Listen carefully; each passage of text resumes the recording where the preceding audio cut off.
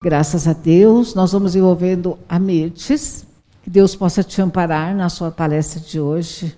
A Mirtes, ela é enfermeira de profissão, trabalha aqui na casa como médium e ela vai falar conosco a respeito de saúde física, mental e espiritual. A segunda, ela já fez uma palestra sobre o Alzheimer e agora ela volta e nós estamos pedindo a Deus todas as bênçãos para ela. Bom dia a todos. Bom, hoje a gente vai falar um pouquinho sobre saúde física, emocional e espiritual. Para se falar sobre saúde, a gente precisa falar sobre a Organização Mundial de Saúde, né? Ela quem determina os critérios de avaliação sobre a saúde. Em 1946, a Organização Mundial de Saúde definiu, né, que saúde é o bem-estar físico, mental e social, e não apenas a ausência da doença ou enfermidade. Por quê? Se o meu físico está equilibrado, meus órgãos funcionam perfeitamente, como está o meu mental? A minha capacidade de gerenciar as minhas emoções, os meus sentimentos. Como é que eu lido com tudo isso? E o social, né? Foram sendo incluídos vários critérios, porque nós somos um ser que nós não vivemos isolados, sozinhos, nós vivemos em sociedade porque precisamos uns dos outros. Ninguém é capaz de viver sozinho. Nós precisamos uns dos outros. A saúde dos indivíduos, ela é avaliada pela influência de fatores, né? Ambientais, o lugar onde vivemos, fatores genéticos, renda dos indivíduos, nível educacional e rede de relações sociais. Por quê? Tem pessoa que, para se sentir bem, ela quer se sentir amada, acolhida por todas as pessoas que estão à sua volta. Então, ela precisa disso para se sentir bem, né? Nós somos bem assim, né? Sozinho, a gente depende muitas vezes da opinião do outro para a gente se afirmar.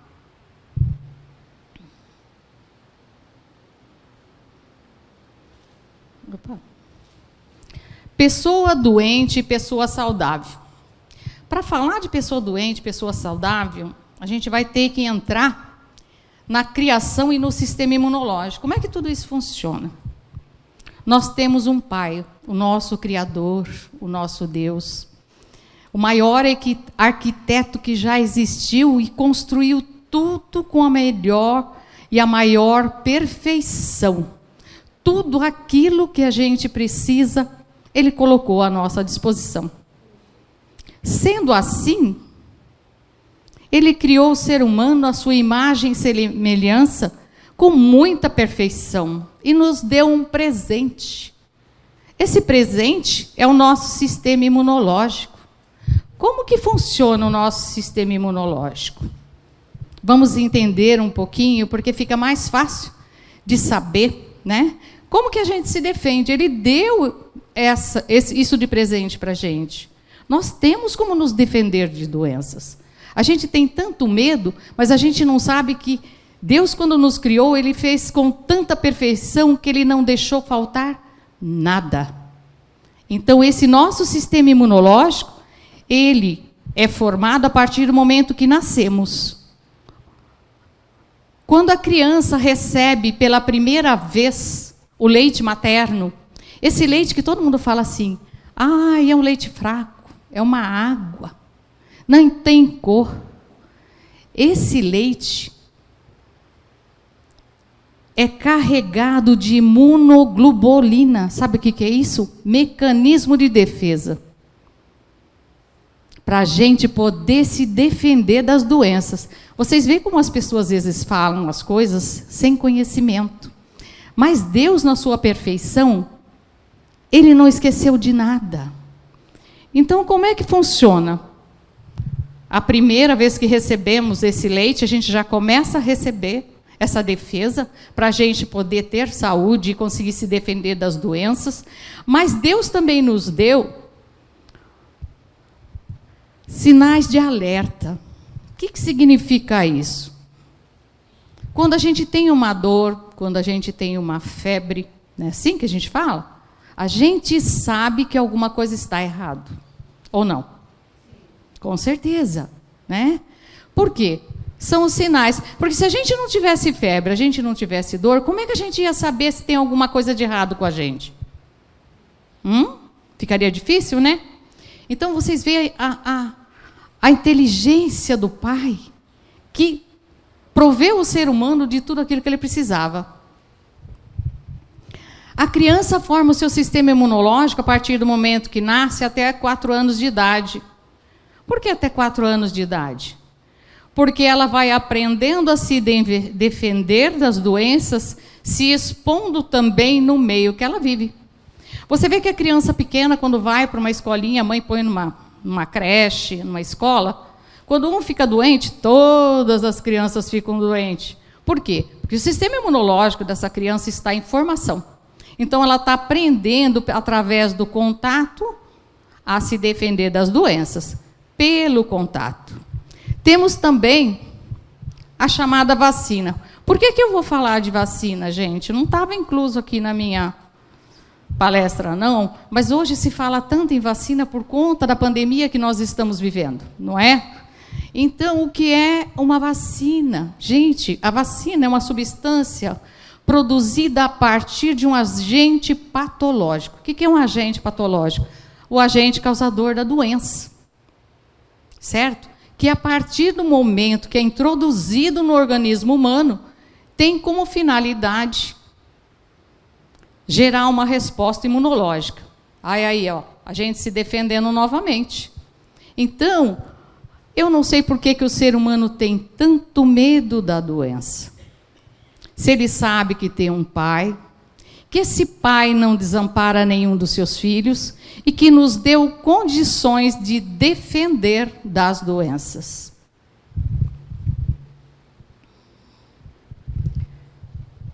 Tipos de saúde. Saúde física, que é aquela condição geral, né? A saúde mental e emocional. Essa é um pouquinho mais complicada, porque às vezes tenho o meu físico está ótimo, né? Meus órgãos trabalham direitinho, eu estou bem, mas eu não tenho a capacidade de controlar e gerenciar essas alterações de comportamento. Eu não consigo organizar essas emoções e eu me desequilibro. Quando o nosso emocional se desequilibra, o nosso corpo também desequilibra.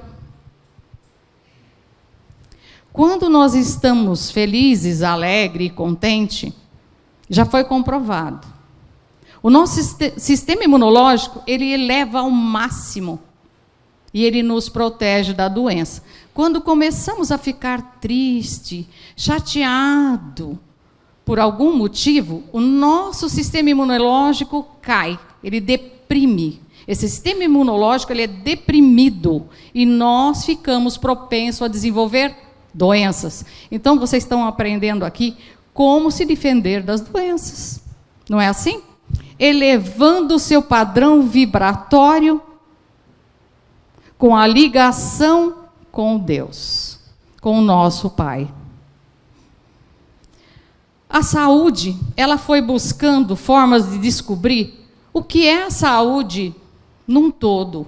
Porque ela é física, ela é emocional, ela é mental, é social, é econômica, ambiental, é pública, familiar, né? E sexual. Sempre o ser humano ele tem algum tipo de desequilíbrio, né? E falamos também em espiritualidade e religiosidade. Quando a gente fala em religião, ou que uma pessoa pertence a um tipo de religião, é aquela pessoa que frequenta uma religião, uma casa, que nem uma casa espírita, né? Mas ela é seguidor desta doutrina. Porque tem pessoas que falam assim, eu sou espírita. Eu acredito no espírito, acredito na vida após a morte, acredito na reencarnação, mas ele não frequenta e não é um praticante da doutrina espírita. A pessoa acredita que porque ela vem num centro, ou ela é médium, ela dá passe, né? Ela já está fazendo a sua parte. Não é assim que a gente pensa? Ah, eu estou me defendendo. De fato, está se defendendo, porque uma casa espírita trabalha com uma espiritualidade muito elevada que consegue proteger a todos, né? Mas e a nossa parte? Você está sendo um seguidor da doutrina da casa que você frequenta? Ou você vem só para dar paz, para dizer, ó, a minha obrigação eu já fiz, e você não assume a postura daquilo que é ensinado numa casa espírita?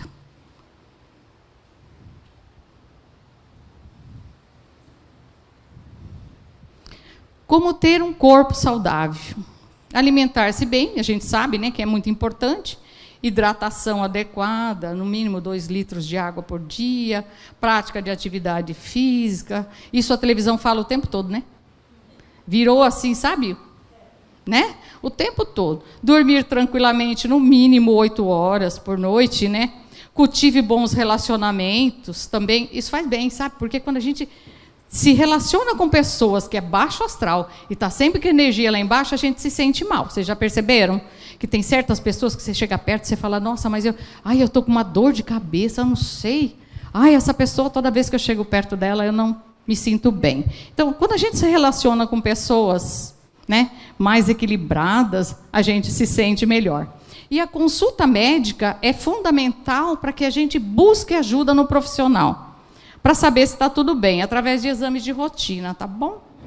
Saúde espiritual. Bom, como é que nós chegamos na saúde espiritual? A medicina tradicional e a Organização Mundial de Saúde inclui como dimensão espiritual no conceito de saúde a avaliação espiritual.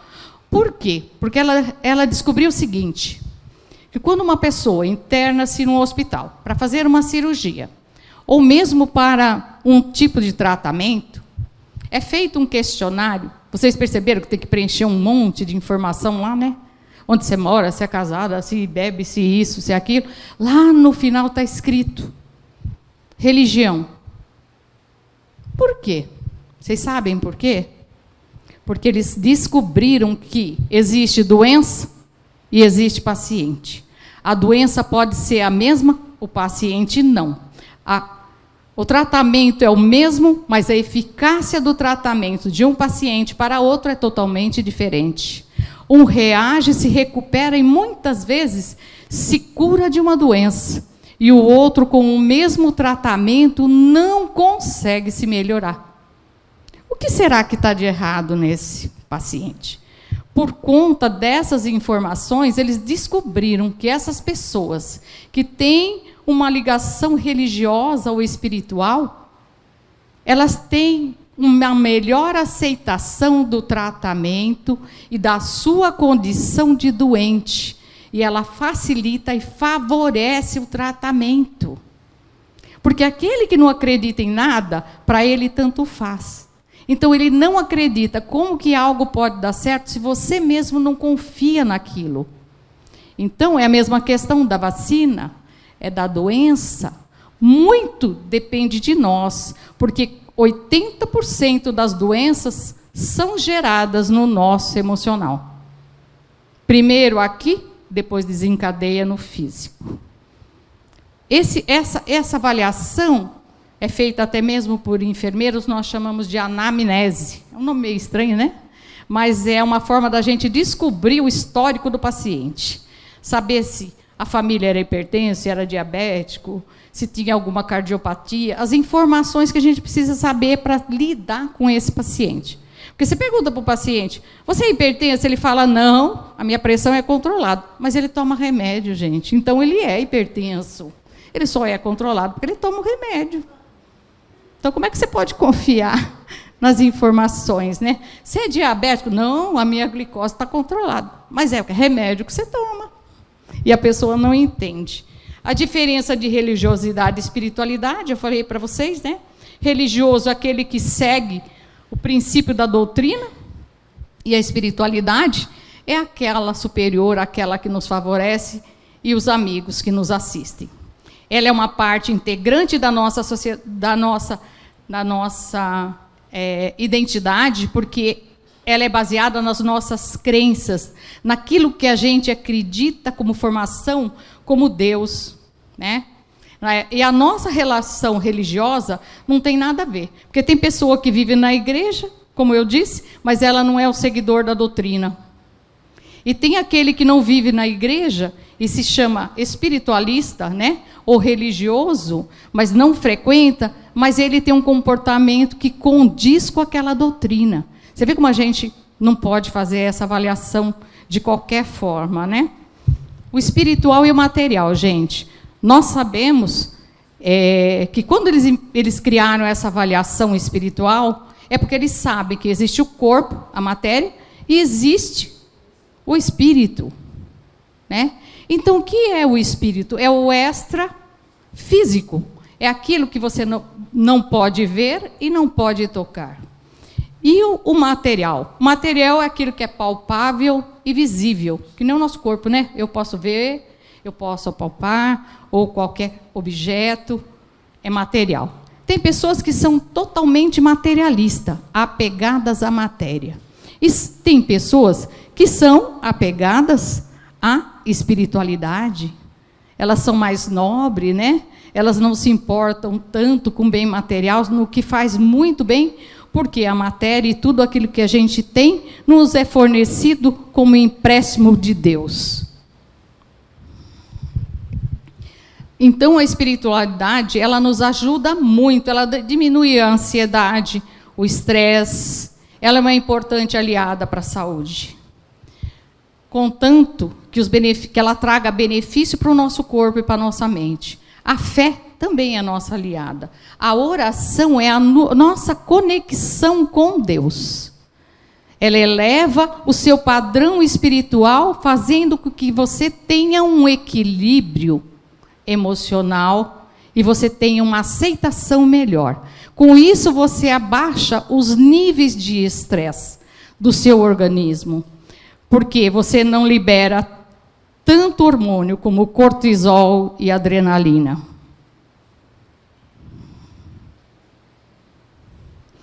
Também tem o tratamento de cura através das práticas religiosas, né? Que a gente já conhece, que é a energização, a limpeza, o reiki, os recursos utilizados para melhorar a saúde. E o passe. Os conselhos é que a gente possa ficar longe de abusos, como bebida, cigarro e droga, se aproxime mais de Deus. E que a gente aprenda a viver o hoje, e amanhã a gente resolve amanhã, para a gente não gerar ansiedade. Prestar mais atenção naquilo que a gente quer para a gente, e não o que o outro aconselha você a fazer. Ouvir a voz da sua consciência, aquilo que te dá o padrão daquilo que é certo e daquilo que é errado. O corpo, mente e espírito formam a tríade integrativa. Corpo, mente e espírito, um depende do outro para manter o equilíbrio. Se um deles estiver desalinhado, cadê a minha saúde? Entrou em desequilíbrio. A medicina e a espiritualidade unem para cuidar da saúde de forma integrada, que são os valores positivos que nos ajudam a enfrentar o sofrimento e a doença. E ele também fala sobre a caridade, porque quando a gente esquece a nossa dor para cuidar da dor do nosso próximo, a gente descobre que a gente nem dor às vezes tem. O outro está em maior sofrimento. E com isso você vai melhorando, esquecendo desses seus problemas, enquanto você aprende a cuidar do outro. Então a caridade é uma prática que eleva você à espiritualidade e aproxima você mais de Deus. Amai-vos uns aos outros como eu vos amei. Então, quando você faz alguma coisa para o seu próximo, você eleva esse padrão vibratório espiritual com a sua conexão com Deus. Caridade vem de carinho, vem de ajudar e de servir. Bom, eu acho que eu consegui passar para vocês alguma coisa, né? Não é fácil, é um tema bem extenso, mas eu tenho orgulho de fazer parte desta casa. É a minha segunda palestra e eu estou indo devagarinho, eu estou aprendendo também como todos vocês. Eu sou aluna dessa casa e eu devagarinho estou tendo oportunidade de aprender. Então a minha gratidão é muito grande a Deus e a toda a espiritualidade amiga que nos assiste, pois nunca estamos sozinhos, estamos sempre amparados por mãos, parentes, amigos, familiares, até mesmo de outras reencarnações que nos encontram e que quando no momento de oração, que solicitamos ajuda, eles estão presentes para poder nos ajudar. E agradecer a Deus por mais um dia. Agradeça por aquilo que você já tem. Não seja ansioso pensando na conquista do amanhã, você nem sabe se vai viver o amanhã. Essa pandemia que está aí agora está nos mostrando com muita clareza que certas coisas que nós valorizávamos hoje já não têm tanto valor. O que tem valor é o potencial humano e a sua ligação com o próximo, porque aqui viemos e temos que despertar para a verdadeira finalidade de estar aqui, que é fazer a reforma íntima, que é melhorar os seus valores morais, as virtudes, resgatá-las, continuar de onde nós paramos, reparar os nossos erros e continuar evoluindo em ascensão.